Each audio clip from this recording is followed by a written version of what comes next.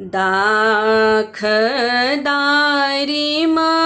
पर सुगाए बैसल दाखदारी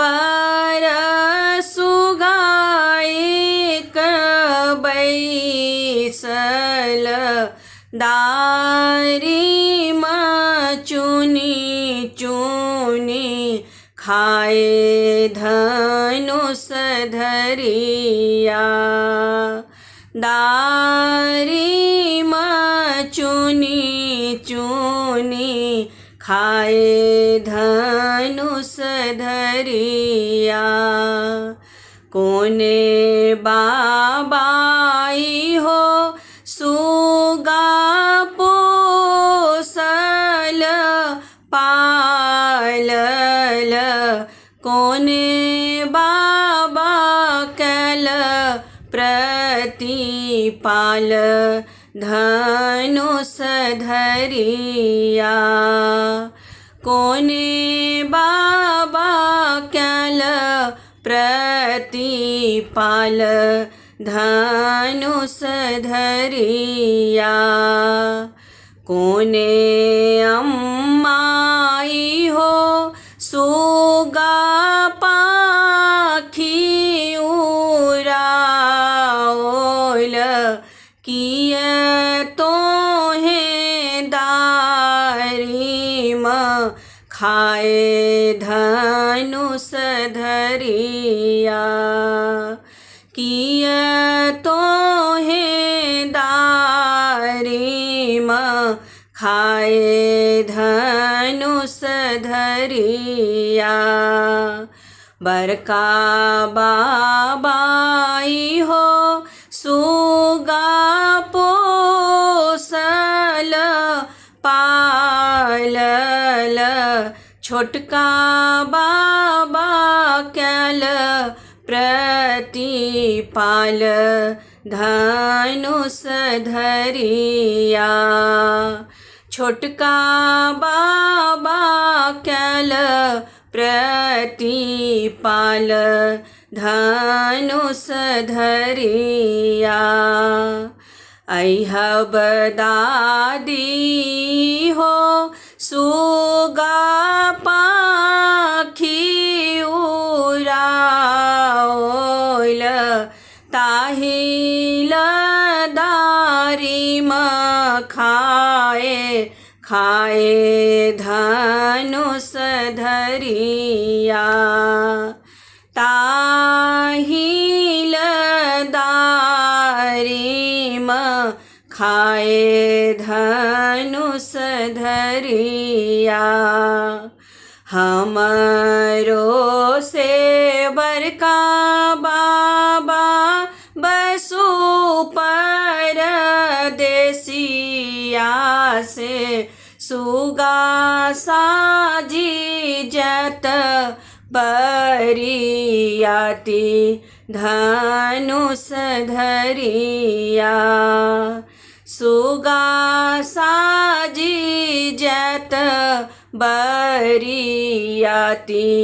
धनुष धरिया आई है माई पर है परोसिनी सुगबा के जूनी झटी यब धनुष धरिया सुगबा के जूनी झटी यब धनुष धरिया बनहि के सुगा बाबा नहीं उड़ी जायत शोभा सुंदर चली जात धनुष धरिया शोभा सुंदर चली जात धनुष धरिया। जब बरियतिया नगर बीचे पहुँचल, सौंसे नगर भेल सोर धनुष धरिया। जब बरियतिया दरवाजा बीचे पहुँचल, नगर में परल हाहाकार धनुष धरिया। जब रे दुल्हा बा परिछन बीचे आओल, सखी सब परिछन क्याल धनुष धरिया। जब रे दुल्हा बा आंगन बीच पहुँचल, सखी सब मंगल गाबै धनुष धरिया। जब रे दुल्हा बा मारब पर बैसलनि, होव लागलनि कन्या दान धनुष धरिया। भेल बियाह सखी राम चलला कोहबर, साली सर होजी छेकल द्वारी धनुष धरिया। दियो दियो आहे दुल्हा अपनी बहिनिया के, सर होजी के दियोन दान धनुष धरिया।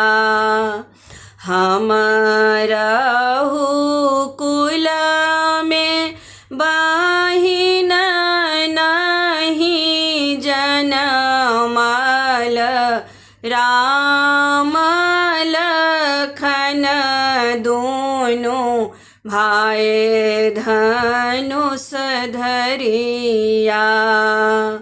राम लखन दोनों भाई धनुष धरिया।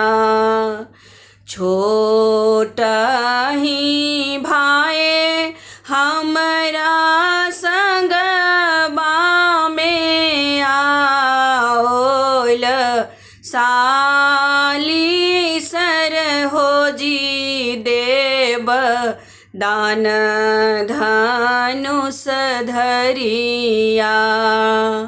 साली सर होजी देव दान धनुष धरिया। साली सर होजी देव दान धनुष धरिया।